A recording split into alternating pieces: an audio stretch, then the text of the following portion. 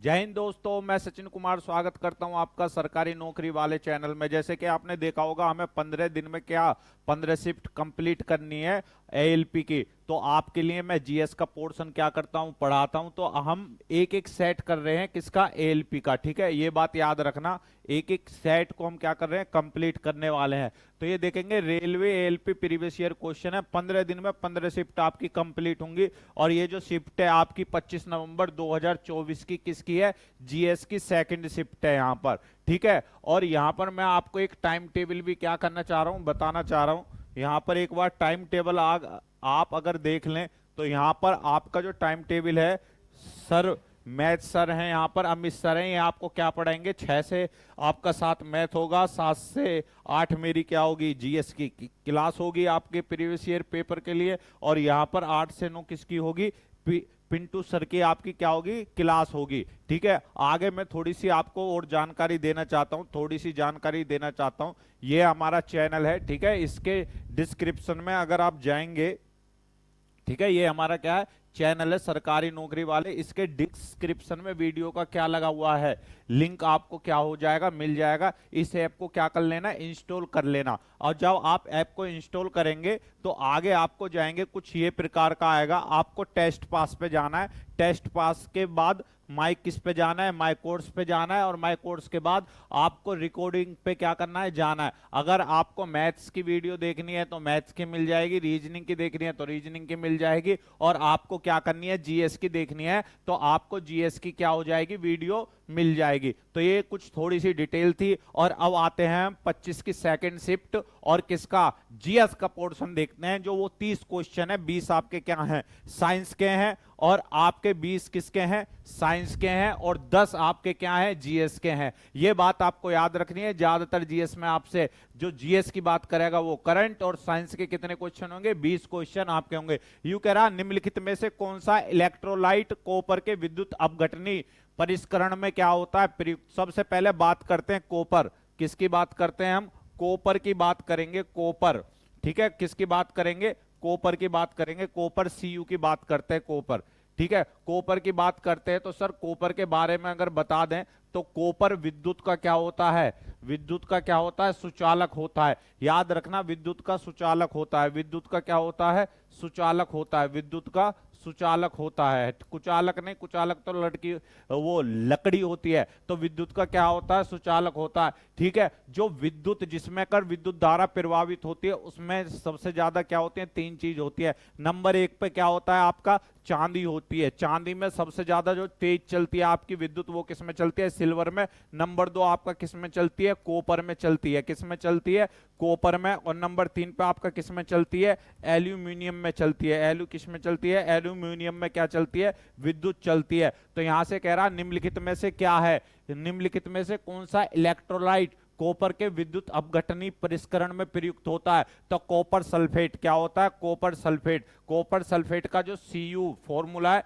CuSO क्या है, 4 है। CuSO क्या है आपका, 4 है। तो कॉपर का प्रयोग मैंने बता दिया। विद्युत का क्या होता है, चालक होता है। विद्युत का सबसे ज्यादा चालक आपका क्या होता है, तो याद रखना चांदी होती है। दूसरे नंबर पे कॉपर, और तीसरे नंबर पे क्या ज्यादातर एल्यूमिनियम कर सकते हैं। देखो सरकार ज्यादातर क्यों प्रयोग करती है कॉपर का प्रयोग, अब चांदी के तार तो नहीं लगा सकती है ना। विद्युत का सबसे अच्छा जो सुचालक होकर है वो चांदी है, क्योंकि चोरी इतने चुरा के ले जाएंगे। दूसरे नंबर पे क्या होता है, अगर आपको जैसे कोई क्या करना है, एक ऐसे मान लो जैसे इन्वर्टर वगैरह है, या पहले आपने देखा होगा गांव में बैटरी चार्ज करने के चार्जर आते थे, तो उनमें एक एल्यूमिनियम का आता था, एक कॉपर का आता था।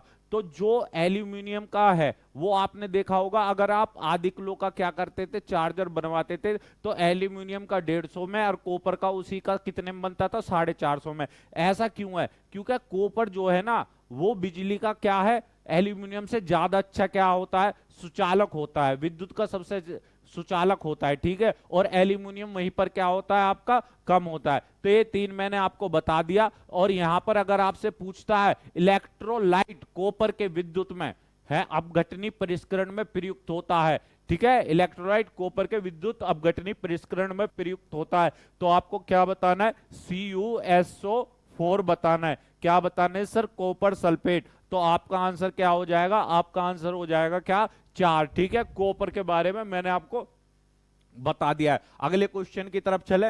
ये पहला क्वेश्चन आपका कंप्लीट हुआ। नेक्स्ट क्वेश्चन देखते हैं। नेक्स्ट ये रहा आपका, ये कह रहा चेस ओलंपियाड 2024 में भारतीय चेस टीम के गैर खिलाड़ी कप्तान और कोच कौन थे? कोच कौन थे? ठीक है, याद रखना चेस। ठीक है, तो चेस जो हुआ है इसका chess olympiad, chess olympiad, chess olympiad. ठीक है, चेस क्या है? ओलंपियाड। इसका कौन सा संस्करण हुआ है चेस ओलंपियाड का? तो आप कहेंगे सर इसका है 45वां संस्करण। 45वां संस्करण हुआ है इसका 2024 में, संस्करण। ठीक है, क्या हुआ है? संस्करण हुआ है किसमें? 2000 किसमें हुआ है? 24 में। कहां हुआ है? हंगरी की राजधानी, हंगरी की राजधानी बुडापेस्ट में। हंगरी की राजधानी है क्या है? बुडापेस्ट, वहां पर।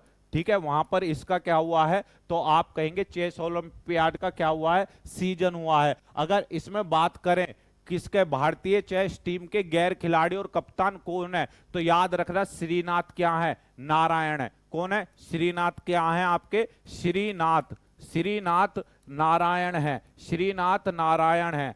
श्रीनाथ क्या है? नारायण है। और भारत की तरफ से एक बहुत फेमस डी गुकेश नाम के जो चेस के खिलाड़ी हैं, उन्होंने भी इस प्रतिस्पर्धा में क्या लिया है? भाग लिया है। इस प्रतिस्पर्धा में क्या लिया है? उन्होंने भी क्या लिया है? भाग लिया है। ठीक है, इस प्रतिस्पर्धा में भी उन्होंने क्या लिया है? भाग लिया है। ये बात आपको याद रखनी है। तो याद रहेगी चेस ओलंपियाड 2024 में भारतीय चेस टीम के गैर खिलाड़ी कप्तान और कोच कौन थे? तो श्रीनाथ नारायण। याद रखना 2025 में अगर आपका लेट होता है तो चेस ओलंपियाड से भी आपका क्या हो सकता है? क्वेश्चन बन सकता है, क्योंकि वो 10 के 10 क्वेश्चन आपके कहां से बनते हैं? ज्यादातर मैक्सिमम वो बनते हैं आपके करंट अफेयर से। वो क्या कहां से बनते हैं? आपके करंट अफेयर से।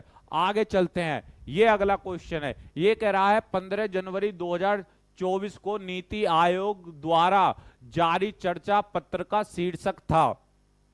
जारी चर्चा पत्र का क्या था? शीर्षक था। ठीक है, अच्छा 15 जनवरी शीर्षक था। सबसे पहले देखेंगे नीति आयोग क्या है? नीति आयोग। तो आप एडिट डालेंगे नीति क्या? आयोग। ठीक है, नीति क्या है? नीति आयोग। ठीक है, आप कहेंगे किसके स्थान पर आया? किसके स्थान पर नीति आयोग की स्थापना हुई थी? तो योजना आयोग। किसके स्थान पर? किसके स्थान पर? अगर मैं यहां लिखना चाहूं किसके स्थान पर, ध्यान से सुनना मेरी बात, किसके स्थान पर, पहले मैं लिख लेता हूं यहां पर। तो यहां पर जो आपका आया योजना आयोग, योजना आयोग के स्थान पर।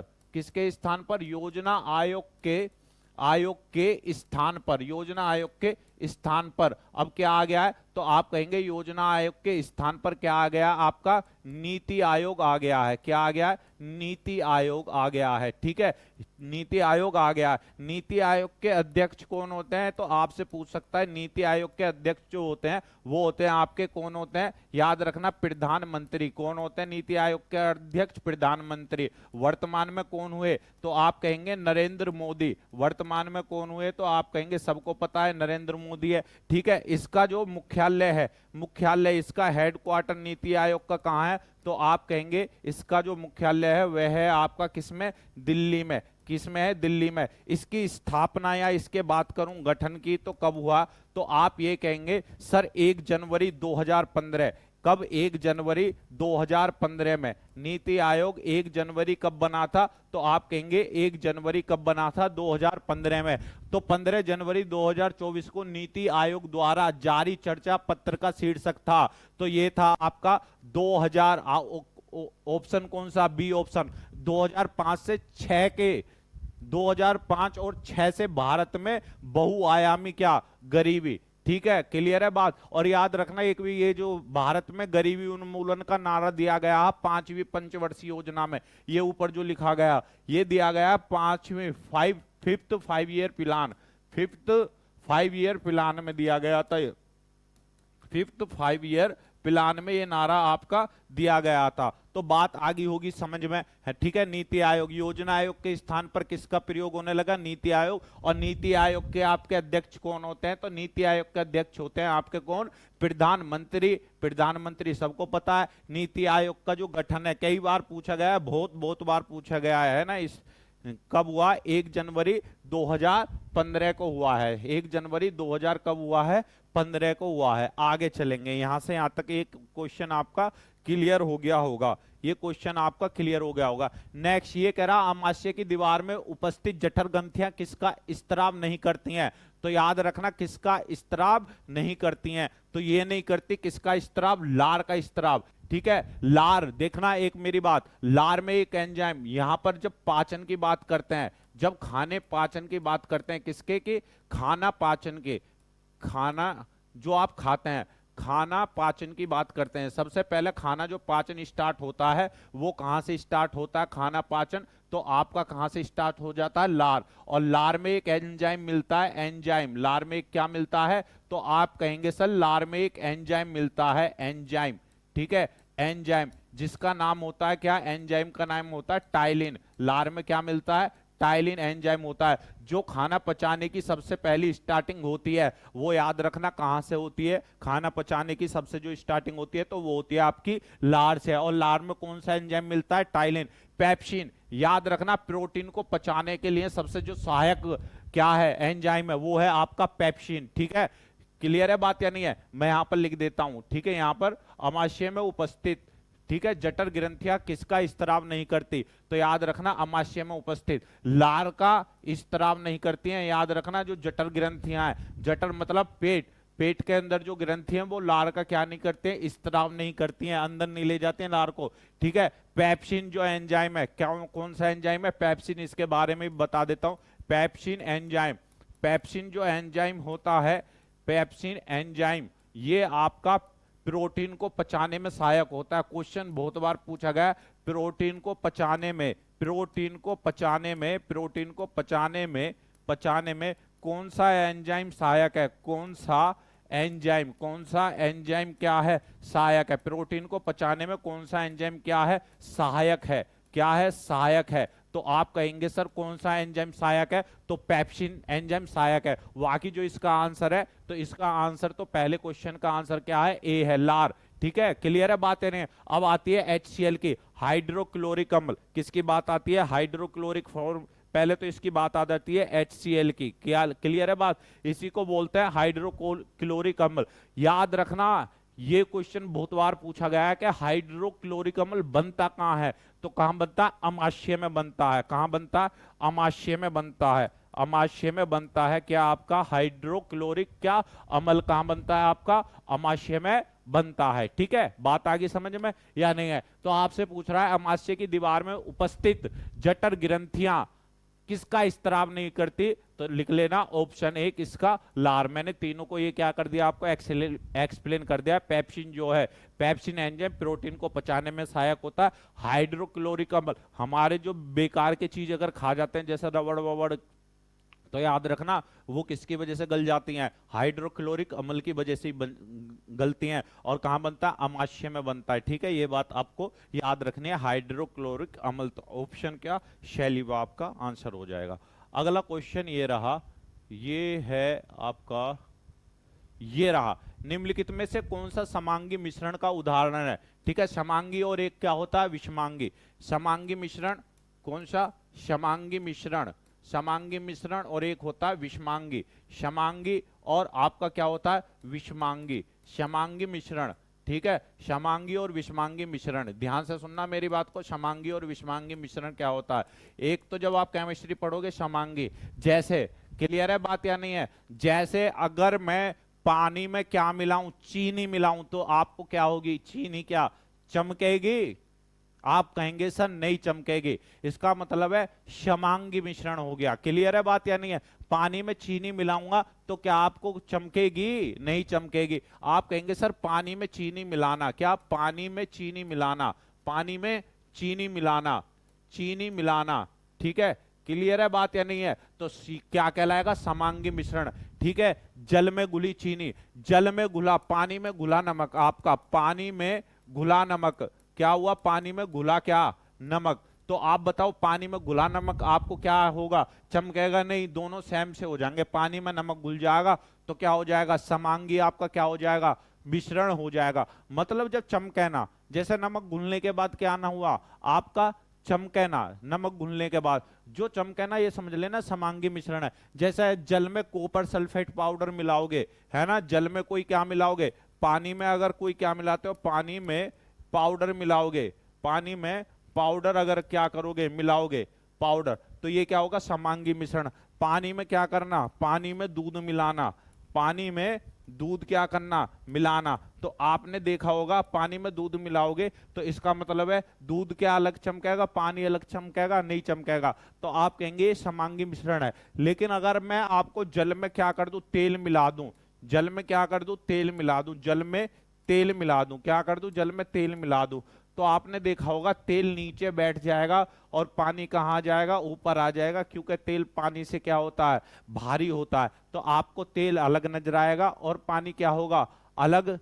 नजर आएगा। जैसे मैं एक क्या करने लग गया, आपने देखा होगा मैं एक घोले लेने लग जाऊं, उसमें एक बर्तन ले लो, उसमें एक चने मिलाओ और क्या कह रहे हैं, चने ले लो और उसमें एक क्या ले लो, सोयाबीन ले लो, चने और सोयाबीन को मिलाओ, तो आपस में क्या करेंगे, चने भी अलग निकल जाएंगे और सोयाबीन भी क्या होगी, अलग निकल जाएगी। और जब चीज अलग निकल जाती है ना, क्या हो जाती है, अलग हो जाती है, क्या हो जाती है, अलग हो जाती है, अलग हो जाती है, हो जाती है। तो वहीं पर आपका क्या होता है, वहीं पर आपका क्या होता है, विषमांगी मिश्रण होता है। आई होप के समझ में आ गया होगा समांगी और विषमांगी होता क्या है। समांगी वहां होता है कि जब क्या हो, दो चीज आपस में क्या हो जाए, मिल जाए। और दो विषमांगी क्या होता है, जब मिलाओ और तब भी अलग अलग क्या हो, चमके, अलग अलग क्या हो, निकलियां, वहीं पर क्या होता है, विषमांगी मिश्रण। तो ये कह रहा निम्नलिखित में से कौन सा समांगी मिश्रण का उदाहरण नहीं है, समांगी मिश्रण का क्या नहीं है, उदाहरण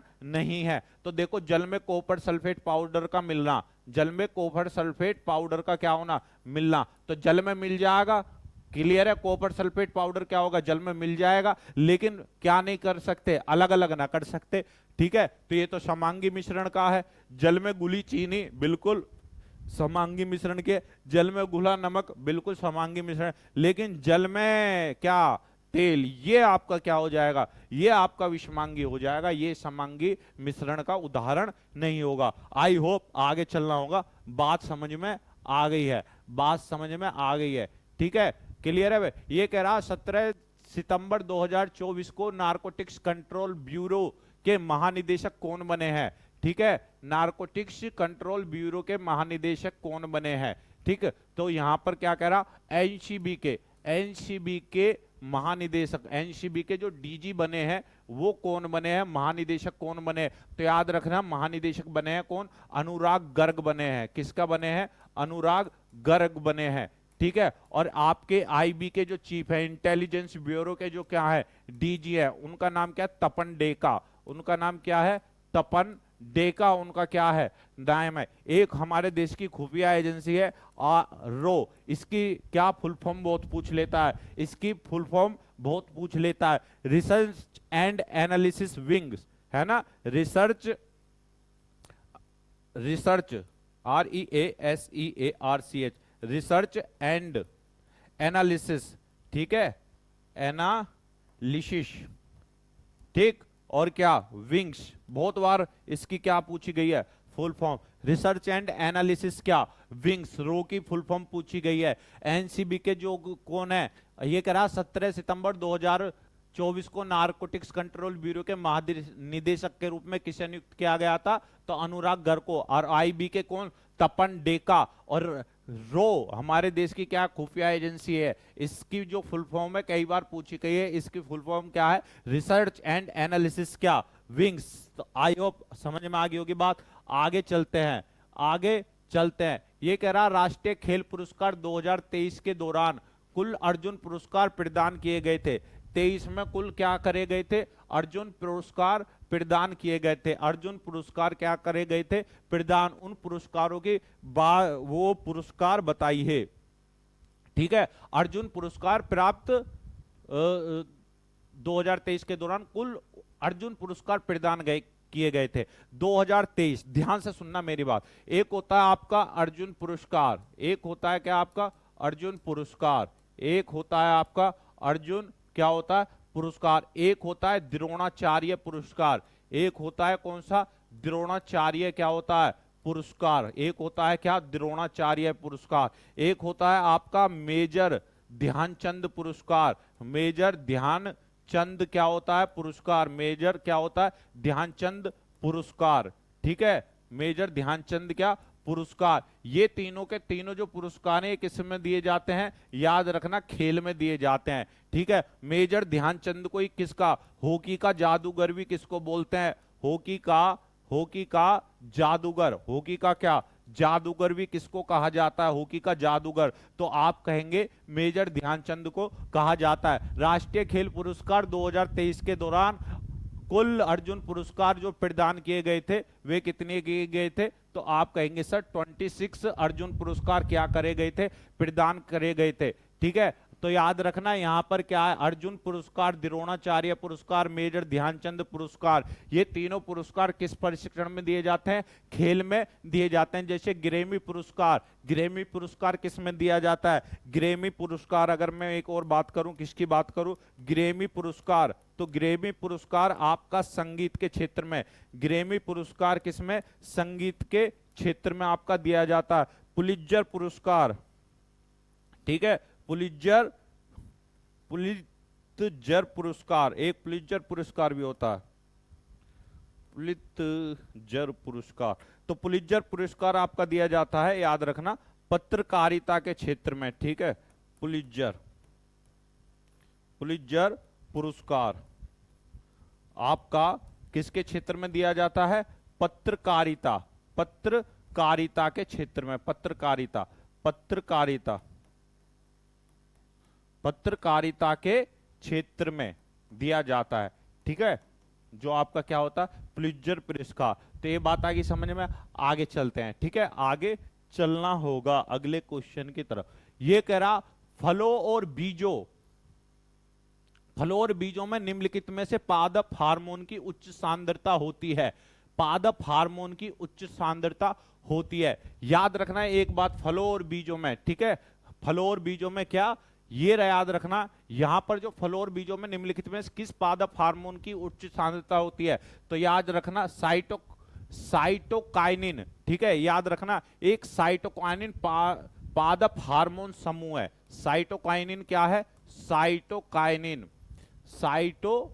क्या होता है काइनिन, साइटोकाइनिन आपका क्या है पादप हार्मोन्स क्या है, पादप हार्मोन क्या है, समूह है, पादप हार्मोन क्या है, समूह है, क्या है, समूह है। ये जो क्या करता है, ये आपका क्या, जो आपके क्या है पौधों में क्या वृद्धि, पौधों में क्या करता है वृद्धि, पौधों को क्या करता है, पौधों में वृद्धि, पौधों में क्या करता है, पौधों में वृद्धि करता है, पौधों में क्या करता है वृद्धि करता है, ठीक है, फलों और बीजों में, ठीक है, फलों में भी और किस में भी, बीजों में भी करता है। तो साइटोकाइनिन पादप हार्मोन का क्या है, पादप हार्मोन का क्या है, एक क्या है समूह है, ठीक है, पादप हार्मोन की उच्च सांद्रता होती है, याद रखना कौन सा, साइटो क्या काइनिन, ठीक है। और ये क्या करता है, जो आपके बीज है उनको क्या करता है, उनकी सांद्रता क्या करता है, बढ़ा देता है, ठीक है। जो आपके पौधे या आपके क्या होते हैं फलों और किसकी, आप कहेंगे बीजों की सांद्रता, बीजों की सांद्रता को क्या करता है, सांद्रता को बढ़ाता है, फलों और बीजों की सांद्रता को बढ़ाता है। कौन बढ़ाता है, तो आप कहेंगे साइटोकिनिन पादप समूह, साइटोकिनिन क्या पादप समूह क्या करता है, फलों और बीजों की सांद्रता को क्या कर देता है, बढ़ा देता है। ये बात आपको समझ में आ गई होगी। तो आपका जो ऑप्शन होगा, ऑप्शन आपका कौन सा होगा, तो आप कहेंगे सर ऑप्शन होगा आपका सी, ऑप्शन इज करेक्ट आंसर होगा। क्लियर है, फलों और बीजों में निम्नलिखित में किस पादप हार्मोन की उच्च सांद्रता होती है। आगे चलेंगे, ये रहा आपका नेक्स्ट क्वेश्चन, ये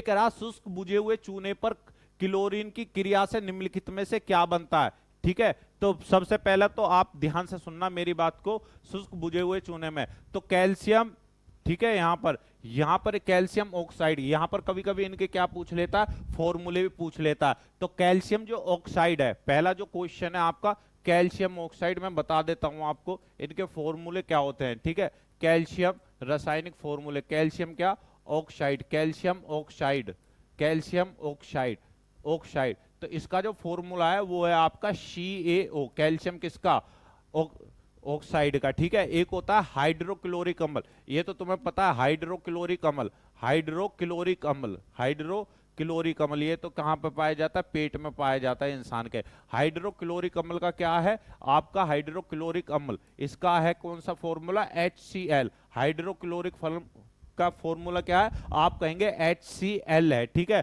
फिर होता है कैल्शियम क्लोराइड, नंबर 3 पे क्या है आपका, कैल्शियम क्लोराइड, कैल्शियम क्या, क्लोराइड, कैल्शियम क्लोराइड, कैल्शियम क्या होता है, क्लोराइड, कैल्शियम क्लोराइड, क्लोराइड, ठीक है, कैल्शियम क्लोराइड। इसका होता है CaCl2, ठीक है। क्या होता है कैल्शियम क्लोराइड का, CaCl2, कैल्शियम क्लोराइड, ठीक है। फिर आ जाता है आपका शुष्क बुझे हुए चूने पर क्लोरीन की क्रिया से निम्नलिखित में से, अगर बुझे हुए चूने पर क्या डालोगे, क्लोरीन डालोगे बुझे हुए चूने पर, तो वहां से जो बनेगा आपका क्या बनेगा, ब्लीचिंग पाउडर, क्या बनेगा, ब्लीचिंग पाउडर। और ब्लीचिंग पाउडर का जो रासायनिक सूत्र होता है वो होता है CaOCl क्या, 2, बहुत इंपॉर्टेंट है, CaO और क्या बनेगा, Cl2 बनेगा, ठीक है, ब्लीचिंग पाउडर का।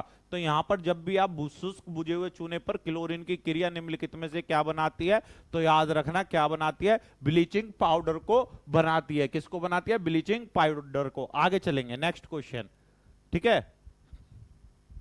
ये रहा, ये कह रहा है गलत कथन का क्या करें, चयन करें। नर जनन कोशिकाएं परागण द्वारा उत्पन्न होती हैं, बिल्कुल सही बात है। इसमें तो जो नर जनन कोशिकाएं हैं परागकण द्वारा क्या होती है, उत्पन्न होती हैं। मादा, फिर क्या कह रहा है, मादा युग्मक वर्तिकाग्र में उपस्थित होता है, ठीक है, मादा युग्मक। फिर निषेचन से हमें युग्म नज प्राप्त होता है, और फिर कह रहा नर युग्म और मादा युग्म के संलयन का निषेचन रूप में क्या करा जाता है, जाना जाता है, ठीक है, जाना जाता है। जल्दी से इसका क्या करेंगे, आंसर बताएंगे जल्दी फटाफट। तो यहां पर देख लेते हैं इसका आंसर।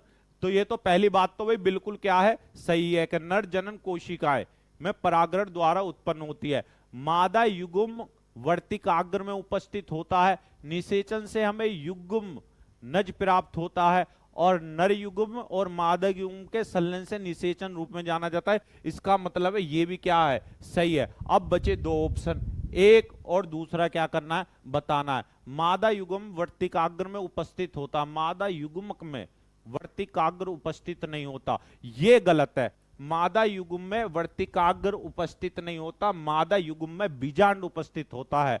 मादा युग्म में, मादा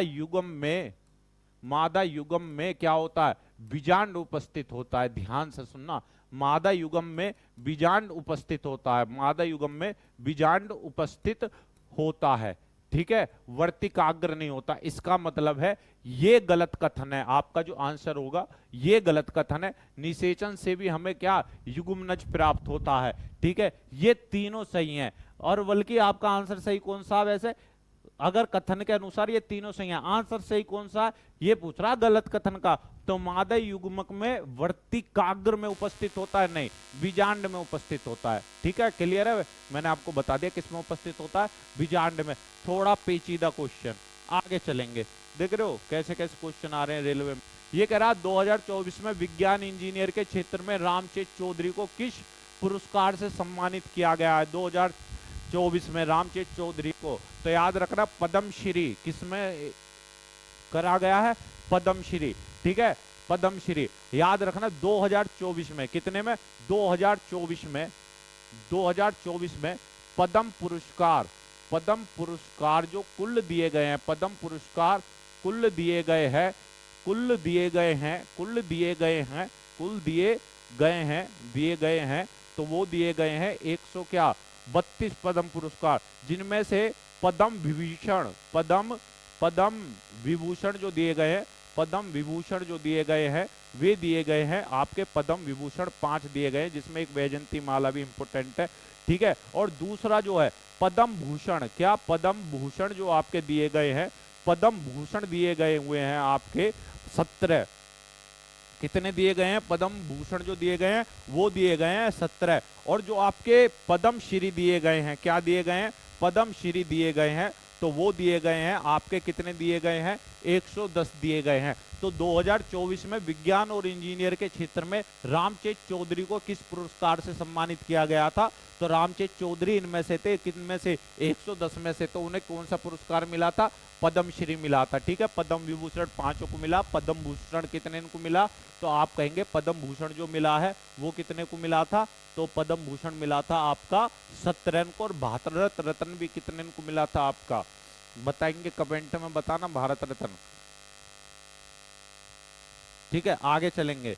यहां पर ये कह रहा है अगला क्वेश्चन, ये कह रहा है निम्नलिखित में से किस सतत विकास लक्ष्य को उसके स्कोर 50 से कम होने के कारण लक्षित प्रयासों की आवश्यकता के रूप में रेखांकित किया जाता है?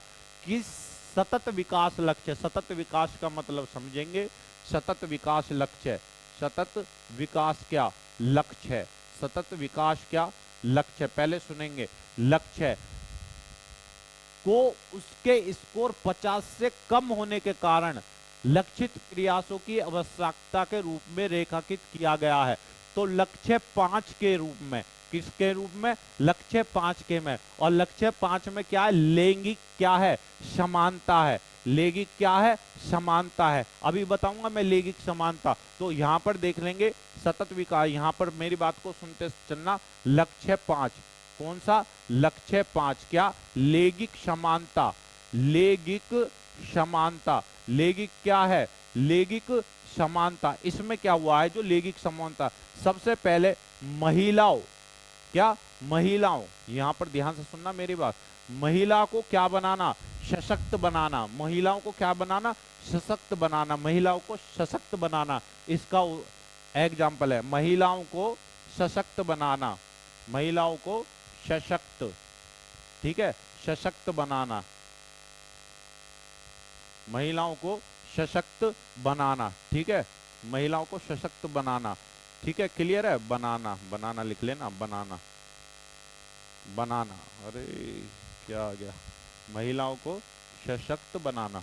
ठीक है, पहला तो ये हुआ, महिलाओं को क्या करना? सशक्त बनाना। दूसरा पॉइंट इसमें लिखेंगे, ठीक है, महिलाओं के साथ भेदभाव नहीं चलेगा। ठीक है, महिलाओं के साथ, महिलाओं के साथ, ठीक है, महिलाओं के साथ साथ भेदभाव, भेदभाव नहीं करना, नहीं करना। ठीक है, नहीं करना। और भी महिलाओं के साथ यौन शोषण वगैरह आदि, महिलाओं और बच्चियों के साथ, महिलाओं और बच्चियों के साथ, महिलाओं के साथ यौन शोषण, इन चीजों की भी इसमें क्या करी गई है? बात करी गई है। यौन शोषण के, यौन शोषण को ऐसे मान लेना, रोकना। क्या करना? रोकना। ठीक है, ध्यान से रोकना। तो ये बात आएगी समझ में। तो इसमें किसके बारे में बात करी गई है? सारी बात महिला। लक्ष्य 5 लैंगिक समानता में, इसमें सारी की सारी किसके बारे में बात करी गई है? तो महिलाओं के बारे में, इसके बारे में आपकी बात करी गई है। ये बात आपको समझ में आई? आगे चलेंगे, अगला क्वेश्चन देखते हैं। अगला क्वेश्चन क्या है? अगला क्वेश्चन ये रहा, और ये है आपका इक्वेशन का क्वेश्चन। ये रहा आपका इक्वेशन का क्या क्वेश्चन? आपका इक्वेशन का क्या है ये क्वेश्चन? ये कह रहा है अभिक्रिया Al2SO4 का होल थ्राइज है plus BaCl2 arrow AlCl3 plus BaSO क्या 4 के लिए सही संतुलित समीकरण चुनिए। तो इसके लिए सही समीकरण है, अगर ये आपको जानना है तो ये आपको किस में पढ़ना पड़ेगा? डिटेल में पढ़ना पड़ेगा। और जहां तक मुझे लग रही है इसका जो अगर निष्कर्ष निकालते हैं तो इसकी समीकरण निकालने बहुत टाइम है। इसका ऑप्शन क्या होगा आपका? 4Al2SO4 का होल थ्राइज प्लस 3BaCl2 फिर 2AlCl3 प्लस के 3BaSO4, इसका क्या हो जाएगा, आपका आंसर हो जाएगा। तो ऑप्शन नंबर 4 इसका क्या होगा, आंसर होगा। एक बार देख लेना, इक्वेशन से भी हर शिफ्ट में एक क्वेश्चन गया हुआ है, ठीक है, इक्वेशन वाला हम आपको डिटेल में कराएंगे। आगे चलते हैं, आगे चलते हैं। चलो ये देखो, ये कह रहा श्रम विभाजन निम्न में से किस में होता है, श्रम विभाजन, ठीक है, श्रम विभाजन। तो याद रखना, श्रम विभाजन केवल एक कोशिकीय जीवों में होता है, केवल बहुकोशिकीय जीवों में होता है, ना तो एक कोशिकीय है और ना ही बहुकोशिकीय जीवों में। ऑप्शन नंबर 4 एक कोशिकीय जीव, ठीक है, कौन सा, एक कोशिकीय जीव। पहले मैं बता देता हूं एक कोशिकीय जीव कौन से होते हैं। तो श्रम विभाजन इनमें होता है एक कोशिकीय और बहुकोशिकीय, दोनों जीवों में क्या है, होता है, ठीक है, दोनों जीवों में होता है। तो एक कोशिकीय जीव और बहुकोशिकीय जीव मैं आपको क्या कर देता हूं, बता देता हूं। एक कोशिकीय जीव और बहुकोशिकीय जीव मैं दोनों आपको क्या कर देता हूं, बता देता हूं। एक कोशिकीय कौन से होते हैं समझ रहे हो। पहले एक कोशिकीय जीव जो होते हैं, एक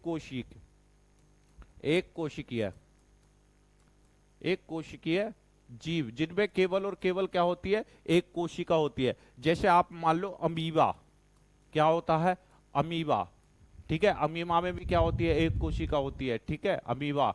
आपका मान लो यीस्ट, यीस्ट जो होता है, यीस्ट में भी क्या होती है, आपकी एक ही कोशिका होती है। अमीबा, यीस्ट, बैक्टीरिया, ठीक है, बैक्टीरिया, क्लियर है बात। इनमें भी क्या होता है, श्रम विभाजन होता है, इनमें भी क्या होता है, आपका श्रम विभाजन होता है। आगे चलेंगे, फिर बहुकोशिकीय दोनों जीवों में देते हैं। बहुकोशिकीय में कौन आता है, बहुकोशिकीय है, ठीक है, आपका कोशिकीय, बहुकोशिकीय, ठीक है, जो जीव होते हैं उनमें जैसे आपका पेड़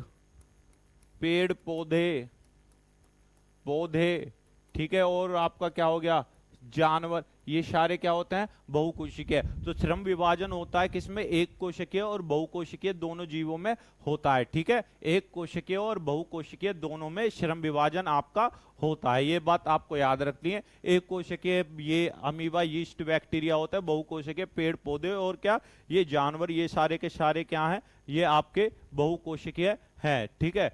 आगे चलेंगे, ये वाला क्वेश्चन है,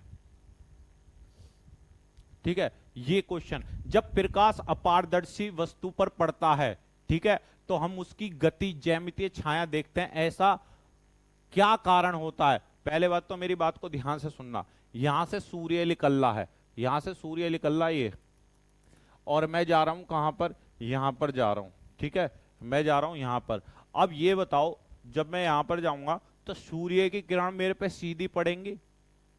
क्लियर है बात या नहीं है, ठीक है, क्लियर है बात या नहीं है। और मेरी कहां, जब ऐसे किरण पड़ेंगी तो आप देखेंगे इधर से पड़ेगी, तो मेरी जो छाया है वो किधर की साइड चमकेगी, इधर की साइड चमकेगी। क्लियर है बात या नहीं है, या नहीं चमकेगी। सूर्य निकल रहा है, सूर्य से सीधा जो है प्रकाश कहां, भाई अगर मैं धूप निकल लिया है और मैं धूप में क्या कर रहा हूं, जा रहा हूं, तो प्रकाश सीधा मेरे ऊपर क्या होता है, पड़ता है, नहीं पड़ता। प्रकाश जब सीधा मेरे ऊपर पड़ेगा तो मेरी एक क्या बनेगी, परछाई बनेगी। मेरी एक क्या बनेगी, जैसे मैं यहां खड़ा हूं, पीछे से क्या आ रहा, प्रकाश आ रहा है, तो इसका मतलब जब पीछे से क्या होगा, प्रकाश पड़ेगा, तो मेरी आगे की तरफ एक क्या बनेगी, छाया बनेगी। तो ये किसके कारण होता है, तो यहां पर जब प्रकाश किसी अपारदर्शी, इसका मतलब है पारदर्शी तो मैं हूं नहीं, पारदर्शी तो मैं हूं नहीं, पारदर्शी का मतलब है प्रकाश मेरे क्या निकल जाए, आरम पार निकल जाए, तो मैं तो अपारदर्शी हूं, प्रकाश मेरे आरम पार तो निकलेगा नहीं, इसका मतलब है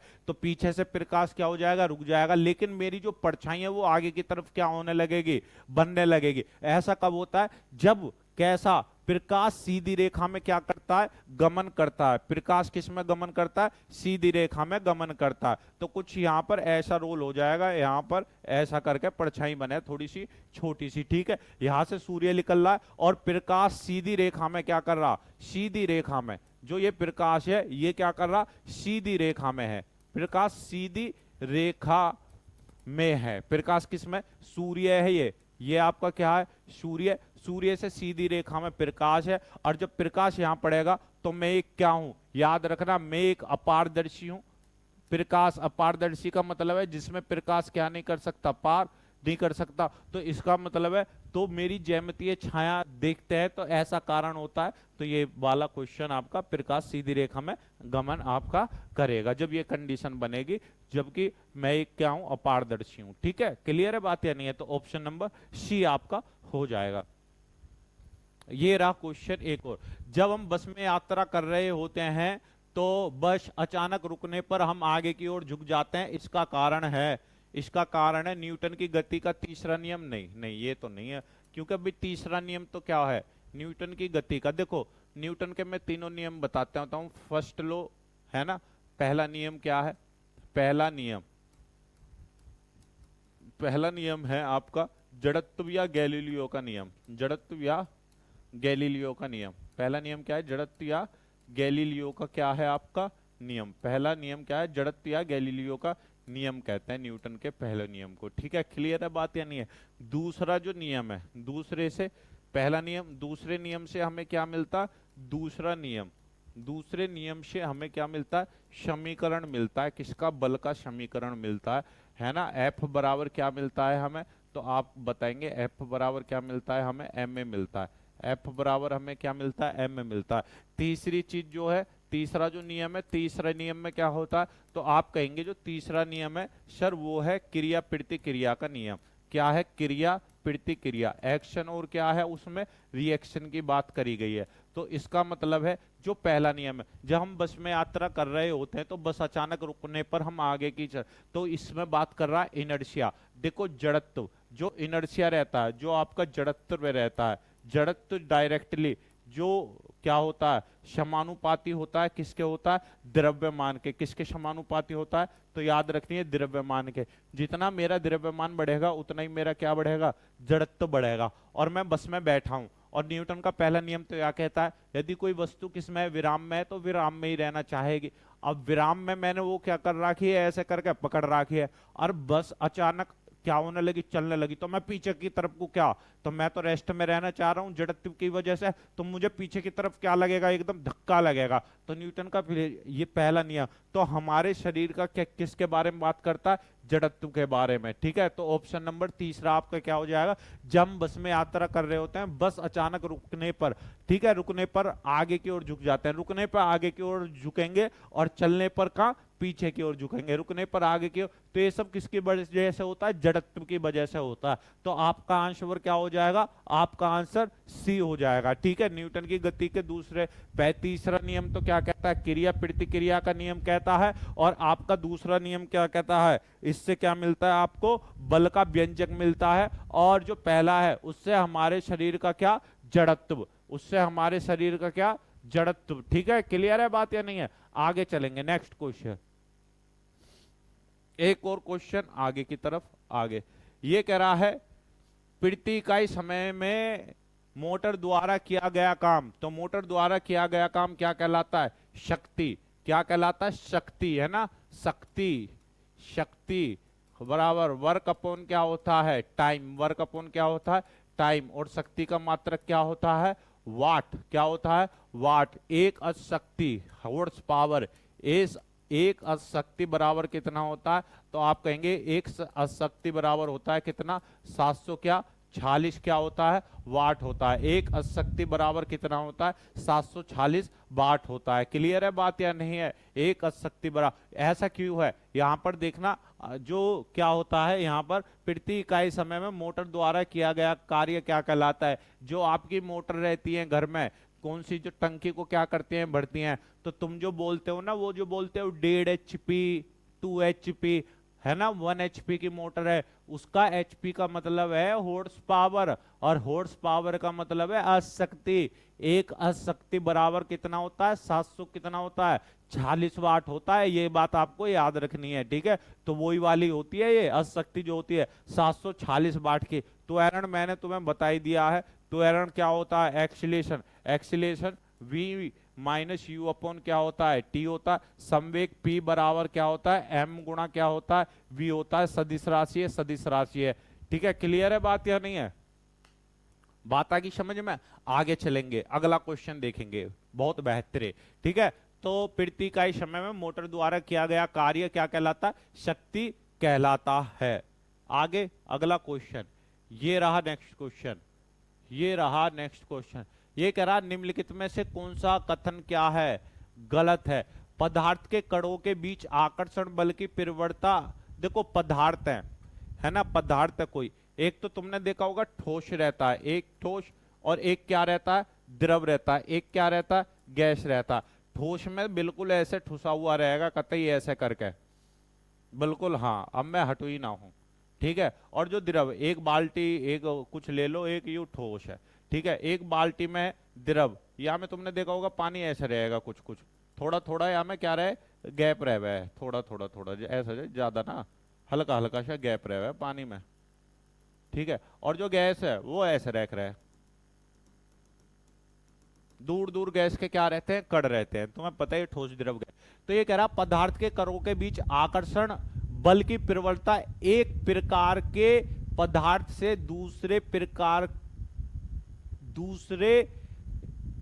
प्रकार के पदार्थ में क्या होती है, एक प्रकार के पदार्थ से दूसरे प्रकार के पदार्थ में क्या होती है, भिन्न होती है। बिल्कुल आकर्षण बल की प्रवणता, हाँ बिल्कुल बात अलग है। देखो एक प्रकार का, ये एक ठोस प्रकार का पदार्थ है, इसका मतलब है या में जो आकर्षण बल की प्रवणता वो क्या होगी, ज्यादा होगी पकड़ने की, क्लियर है। दूसरे में क्या, दूसरे में थोड़ी सी क्या होगी, कम होगी। और इसमें तो आकर्षण बल गैस में तो बहुत ही कम रहे है, वाके तो दूर दूर ही भागते रहे हैं, द्रव में थोड़ा सा पकड़े रखा है, और ठोस में क्या बिल्कुल ही क्या रहे हैं, कण आपस में चिपके रहते हैं। ये बात बिल्कुल सही है। फिर कह रहा पदार्थों के बीच कार्य करने वाला बल उन्हें एक साथ रखता है, ठीक है, इसका मतलब ये कथन तो सही है, ठीक है। पदार्थ के कणों के बीच बल कार्य करता, बिल्कुल बात सही है। पहले यहां से देखेंगे, इनमें से छांट लेंगे, ठीक है। पदार्थ के, ध्यान से सुनना मेरी बात, पदार्थ के कणों के बीच बल कार्य करता है, हाँ भी करे, बिल्कुल आकर्षण बल कार्य करे। जब भी पदार्थ के कणों के बल काम ना करेगा तो वे कण भाई चिपके ही नहीं रहेंगे, क्लियर है बात या नहीं है। बल काम ना करेगा तो कोई कण आपस में चिपका ही नहीं रहेगा, वो टूट, जैसा ये पेन है तो ये क्या है, ठोस है, इसमें भी एक आकर्षण बल है, अगर तुम इसे तोड़ने लग गए तो इसमें से बाद में भागेंगे कौन, एटम वगैरह निकल निकल के, ठीक है, इसका बल की जरूरत। फिर कह रहा पदार्थ के कणों के बीच कार्य करने वाला बल उन्हें एक साथ रखता है, पदार्थ के कणों के बीच कार्य करने वाला बल उन्हें एक साथ रखता है। पदार्थ के कणों के बीच आकर्षण बल की प्रबलता स्थिर रहती है, चाहे पदार्थ किसी भी प्रकार का हो। ये तो सही है भाई, ये नहीं है, आकर्षण बल की प्रवणता क्या स्थिर रहती है, ये गलत हो जाएगा। जरा देखना, पदार्थ के कणों के बीच आकर्षण बल की प्रबलता स्थिर रहती है, अरे गैस है, गैस में प्रबलता आकर्षण बल की स्थिर कैसे रह जाएगी, वो तो दूर दूर क्या हो जाएंगे, भग जाएंगे गैस के। तो अब देखो यहाँ नाइट्रोजन हाइड्रोजन मेरे आसपास क्या हो रही होगी, घूम रही होगी, ऑक्सीजन दूर दूर भग जाएंगे। इसका मतलब आकर्षण बल की प्रबलता स्थिर रहती है, चाहे वो पदार्थ की किसी भी प्रकार हो। नहीं, इसका मतलब है सर इसमें जो गलत है ना, वो कौन सा गलत है, इसमें गलत है आपका तीसरा, ठीक है। आगे चलेंगे, तो मैंने तीनों के बारे में बता दिया, ठोस द्रव गैस, ठीक है। ये कह रहा निम्नलिखित में से कौन सा एल्किन का सामान्य सूत्र है। तो देखो ये है सामान्य सूत्र एल्किन का, एल्किन का मैं बता देता हूं, एल्किन का क्या होता है, एल्किन का होता है CN, और यहां पर होता है H2 क्या N, और एक होता है आपका एल्केन, क्या होता है एल्केन, वो होता है CnH2n प्लस के क्या होता है 2 होता है। एक होता है आपका एल्काइन, एक क्या होता है एल्काइन, तो एल्काइन का क्या होता है CnH2n माइनस के क्या होता है 2। ये आपके क्या होते हैं फॉर्मूले, ये आपको याद ही करने पड़ेंगे। तो जो आपका क्या है सामान्य सूत्र है CN, आपका ऑप्शन नंबर क्या होगा 4 इसमें सही हो जाएगा। आगे चलते हैं, ये बात आपको आगे होगी समझ में या नहीं आगे होगी, समझ में आगे होगी, ठीक है। ये रहा क्वेश्चन आगे। ये कह रहा 2030 में किस संस्थान ने सभी ईवी बिल और ई इनवॉइस सिस्टम के लिए 2 कारक प्रमाणीय लागू करा है। तो सीबीआईसी, ठीक है। पहले इसके बारे में पढ़ते हैं, ठीक है, आरबीआई के बारे में, ठीक है। आरबीआई रिजर्व बैंक ऑफ क्या India, reserve bank of India, इसकी जो स्थापना हुई, स्थापना याद रखना 1 अप्रैल 1935। आरबीआई की क्या स्थापना 1 अप्रैल क्या हुई, 1935 हुई। इसका जो हेडक्वार्टर है आरबीआई का वो कहां पर है, तो आप कहेंगे सर मुंबई में है, मुंबई में है। इसके जो अध्यक्ष थे, पहले अध्यक्ष कौन थे इसके आरबीआई के, जो पहले अध्यक्ष थे वे थे कुछ ओसबोर्न स्मिथ करके, क्या ओसबोर्न स्मिथ करके आरबीआई के पहले क्या थे, अध्यक्ष थे, ओसबोर्न स्मिथ। और इसका जो राष्ट्रीयकरण हुआ, राष्ट्रीयकरण इसका हुआ है, राष्ट्रीयकरण कब हुआ है इसका, तो आप कहेंगे सर 1940 कब हुआ है, 9 में हुआ है ना, ठीक है। फिर होता है आपका एक सेबी होता है, इसका जो 12 जुलाई कब, सिक्योरिटी एक्सचेंज बोर्ड ऑफ क्या, इंडिया, भारतीय प्रतिभूति बोर्ड, ठीक है। तो 12 जुलाई और 12 जुलाई 1988 और 2023 में किस संस्थान ने सभी ईवी बिल और ई इनवॉइस सिस्टम के लिए 2 कारक प्रमाणीय लागू किया है, तो ये करा है आपका सीबीआईसी ने, है ना, टैक्स वैक्स, ठीक है, जीएसटी वीएसटी के हिसाब से इसने ये सारा करा है। तो आरबीआई हो सकता है आरबीआई से क्वेश्चन बने या सेबी से क्वेश्चन बने, ये आपके इंपॉर्टेंट है, आरबीआई और क्या, सेबी, ठीक है। क्लियर है भाई मेरे, आगे चलेंगे।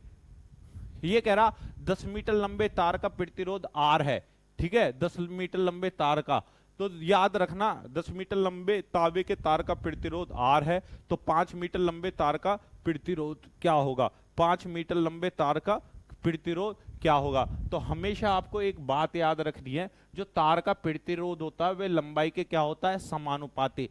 तार का प्रतिरोध या किसी भी चीज का जो प्रतिरोध होता है, प्रतिरोध होता है तार का या किसी का, वो क्या होता है, लंबाई के क्या होता है, लंबाई के क्या होता है, आपका क्या होता है, समानुपाती होता है। ये बात हमेशा आपको क्या रखनी है। ये कह रहा है 10 मीटर लंबे तार का प्रतिरोध आर है, तो 5 मीटर लंबे तांबे के तार का प्रतिरोध क्या होगा, बड़ा आसान है, 5 मीटर लंबे तांबे के तार का जो प्रतिरोध होगा आर होगा। तो भाई ये बताओ, पहला प्रतिरोध, दूसरा प्रतिरोध क्या है आपका 5 है, और यहां पर कितना है 10 है, तो इससे काटोगे 1 बटे कितना हो जाएगा 2, और 2 से भाग करोगे तो 0 पॉइंट कितना हो जाएगा 5 ओम हो जाएगा। इसका आंसर जो होगा आपका पहला होगा, आंसर क्या होगा इसका, पहला होगा। कोई मुश्किल ना था, तुम भी इसको कर लोगे, 1 सेकंड का सवाल है, ठीक है।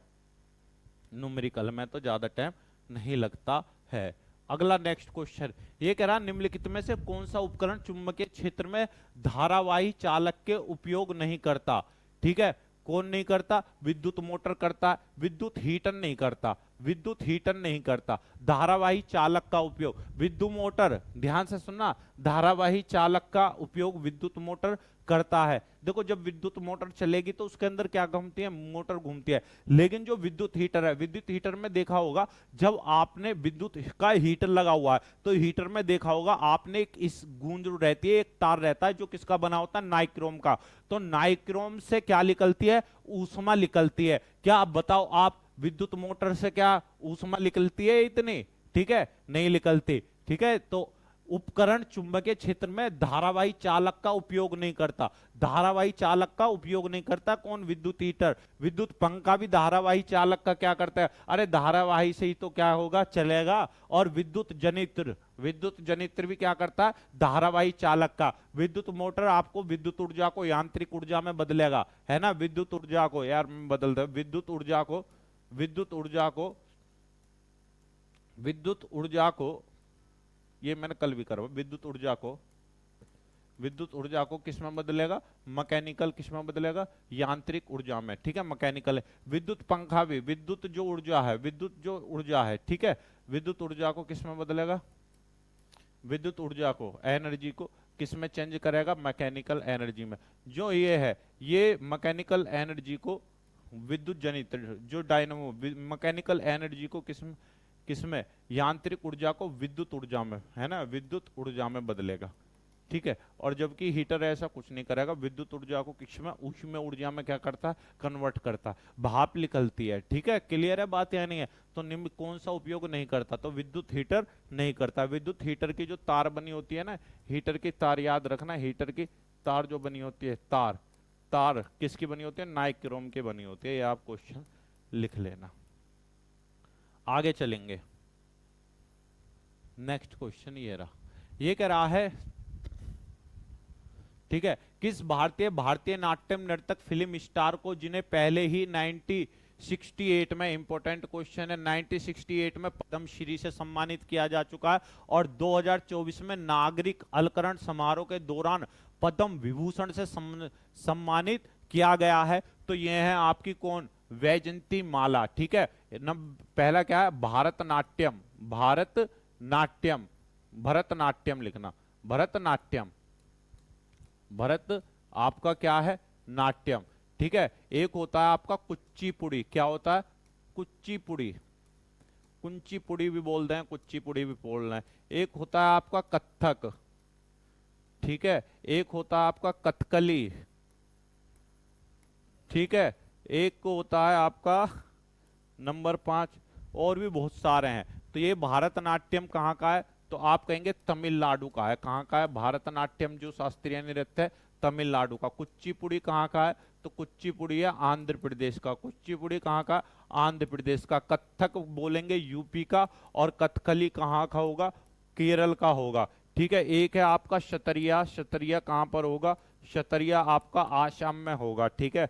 5 और 2 और रह रहे हैं, याद आ जाएंगे। तो ये जो है ना, ये आपकी कौन है, ये है आपकी वैजयंती माला। ठीक है। कौन है आपकी, ये वैजयंती माला है। ठीक है। 90 कब मिला है, 1968, और 2024 में पद्म विभूषण इन्हें मिला है। इसलिए पद्म विभूषण मिलने के बाद क्या हो जाता है, जो पद्म अवार्ड है उनमें सबसे बड़ा जो है वो पद्म विभूषण है। तो फिर वो चीज क्या हो जाती है, इंपॉर्टेंट हो जाती है, याद रखना।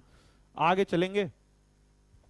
ये रहा, निम्नलिखित में से कौन सा विकल्प थॉमसन के परमाणु मॉडल में पाए जाने वाले उप परमाणु कणों को क्या करता है, दर्शाता है, दर्शाता है। निम्नलिखित में से कौन सा विकल्प थॉमसन के परमाणु मॉडल में पाए जाने वाले उप परमाणु कणों को क्या करता है, दर्शाता है, केवल क्या, इलेक्ट्रॉन। ठीक है। केवल क्या, इलेक्ट्रॉन। थॉमसन के परमाणु मॉडल में क्या उप परमाणु के रूप में किसे दर्शाया गया है, केवल इलेक्ट्रॉन को। तो इलेक्ट्रॉन की जो खोज तो करी किसने, इलेक्ट्रॉन की किसने करी है, तो याद रखना इलेक्ट्रॉन का जो खोज करता है वो कौन है, आपका थॉमसन। ठीक है, थॉमसन। और प्रोटॉन का क्या है आपका, प्रोटॉन का क्या है आपका, रदरफोर्ड।